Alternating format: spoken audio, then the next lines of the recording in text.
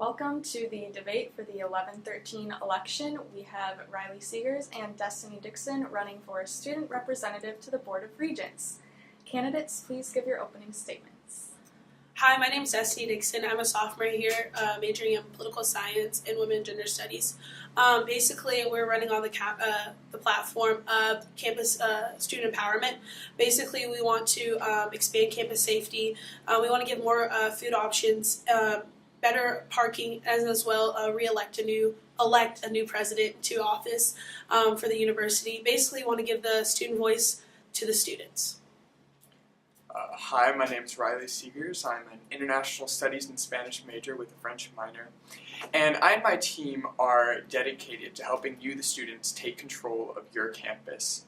Many of our main campaign points are improving student representation, some of the most important decisions that our university can make by representing you, the students, on the Board of Regents. This would involve putting money back in the pockets of the students, making sure that you can use, for example, meal exchanges that you might not use, or sooner cents, or money that you don't use for laundry, improving parking, and just making sure that you have a voice that will be heard. And would the candidates like to respond to the others' opening statements at all, or would you like to start with the first question? I'll take a gab at it.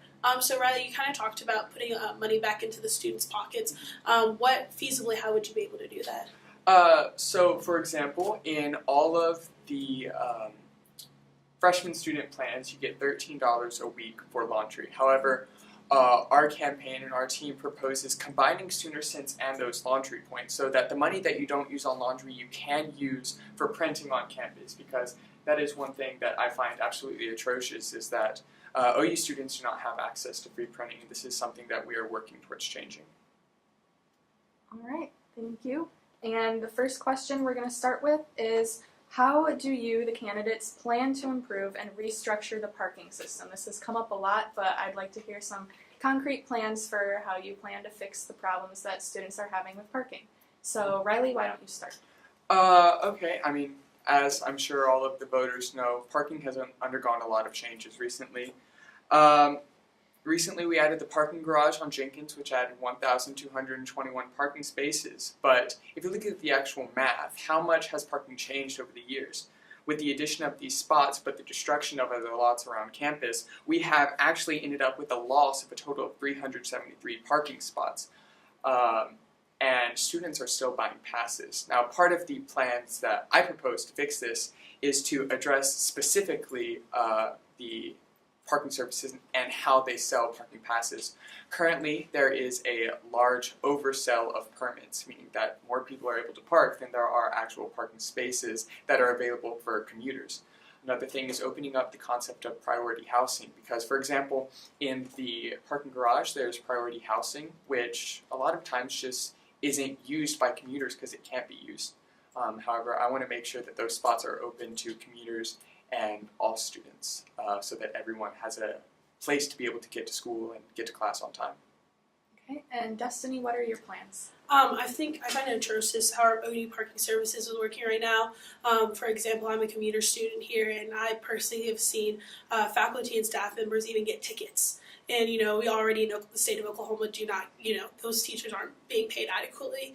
I find that atrocious. So one of the big things I want to create is a more multi-purpose parking, giving more selections. There are places on campus where a lot of staff do not park, and there are places on campus where a lot of commuter students do not park. I want to open it up that, anybody within commuter and teacher and staff parking are readily to be available to park on those places and spots. As well, within the housing department, like Riley already said, there are a major overselling of parking spots. Feasibly, we do not have money and funds to just create a lot more parking spots, as well as we're creating and destroying overnight.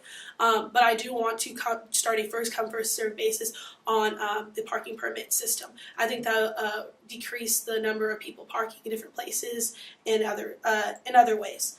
As well, and lastly, I think the biggest concern is the parking system that we have. I want to decrease the price by $5 for when a student receives a parking ticket. If we notice in the past year, it has gone up by $5. So I want to decrease that amount down.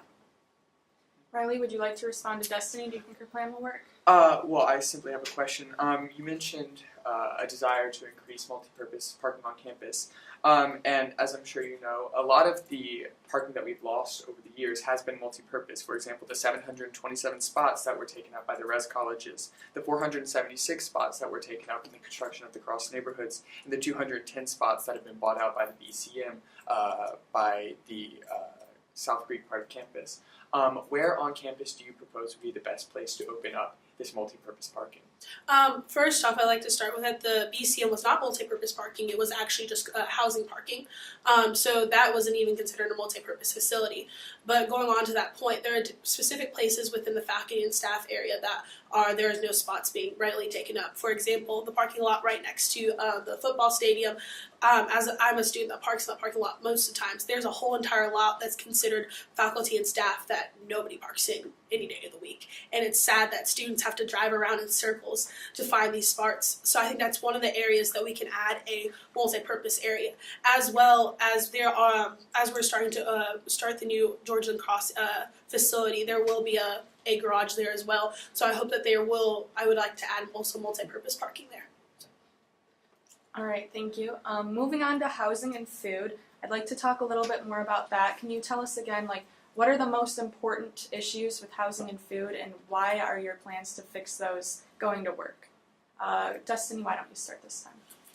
So I think one of the biggest things is that the food options that we have on campus, there are not a lot of options for my friends that are vegan or vegetarian, as well as just healthier food options for everyone without campus. There are a lot of French fries, fatty foods. Yes, those are great and all, but sometimes you get tired of them. You want a home cooked meal. You sometimes want, a different option and want to eat healthier, and we really don't have that available to our students here on campus. So one of the biggest things that I first want to start with is adding more healthier options on campus for students. This is starting with sponsorships with Sprouts, Whole Foods. We can make those fruits and vegetables readily available for all students. As well as when it comes to the union, you cannot use a meal exchange until after 2 o'clock. I think that's ridiculous. There are meal exchanges every week that are going unused, and that could be going to a student's mouth. So I want to open it up that those start at noon instead of 2 o'clock. I think that would increase the meal exchanges used, and that's instead of them being wasted by students. As well, I think that there are many students, it's awesome that we've started the OU food pantry here on campus, but as well as there are students that just need meals. I want to start a meal exchange program with students that do have a meal program, and within students that do not, that will be able to use the Topingo app to use meal exchanges back and forth. Riley? Many of the plans that my team has for housing and food, a lot of focus on the financial side, although we do agree that that all of the arguments that you presented are very important. But if you look at housing and food, and especially the food options, a lot of times there's a lot of money waste. As Destinee pointed out, a lot of times meal exchanges go unused at the end of the week.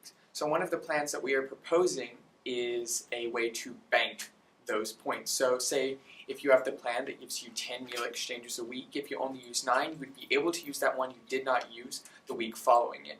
That way, say if you only use 9 one week, but you really need to use 11 the next week, you have that meal that you haven't used, and it's not simply lost value. Another topic that we have proposed, in between the school year, the 2016-2017 school year and the 2017-2018 school year, the value of food on campus has gone up. So the meal exchange used to be $8 worth of value, but now is $8.50. However, the meal point value has not gone up a commensurate amount. So this is a lost value for students. So what my team and what I will be pushing for as student representative on the Board of Regents will be adjusting the value of these points as well to make sure that everyone gets the value that they should have without being cheated out of money that they've been promised. Thank you, Riley. Destinee, would you like to comment on Riley's plan? Yes. So one of the things you're talking about is the $8 to the $8.50 ratio. I just want to see if your team has recognized and realized one of the reasons for that is that food overall on campus has increased within Kate Center and as well as the union. So will you be trying to also advocate and push for the efforts to decrease those prices back down for students in the union and Kate Center? So this is actually something that I've been asking many of the people who work, especially in the food part of housing and food about. And the reason that those prices have increased is not trying necessarily for the profit margin, although I'm sure that's part of it, but also just because the price of the actual foodstuffs themselves has also decreased as the economy has changed. And so lowering those prices might not entirely be feasible. However, ensuring that all students, regardless of the year that they matriculate or graduate, that should not change the value that they get from these plans.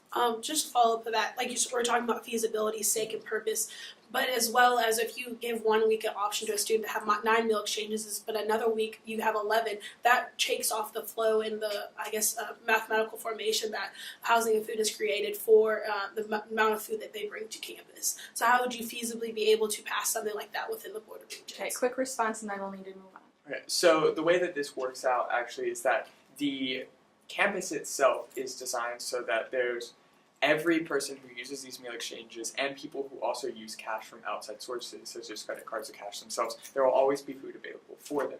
So simply changing, say, one meal from 1 week to the next will not, in the grand scheme of things, change the way that food will be distributed amongst time throughout campus, because this is already accounted for in the way that everyone has to be able to have food, regardless of where the payment for that food actually comes from. All right, thank you, candidates. Finally, we've heard some good and interesting ideas on how you hope and plan to solve the problems on campus, but what actually makes you the more qualified candidate to be able to carry out those plans and work with the Board of Regents? Tell us what makes you better than your opponent. Riley, you can start. Well, I would just say in terms of personal value, I would like to say first that Destinee Dixon is a wonderful candidate. She's a wonderful person, and what I say about myself, no way is a way to put her down.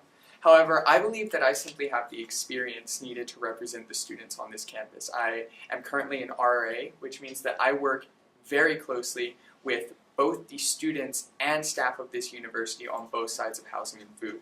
So I understand both the administrative issues that come about creating administrative and policy change, but I also understand the frustrations that many students like yourselves have with both these changes and, to be blunt, some of the ineptitudes that accompany running a university.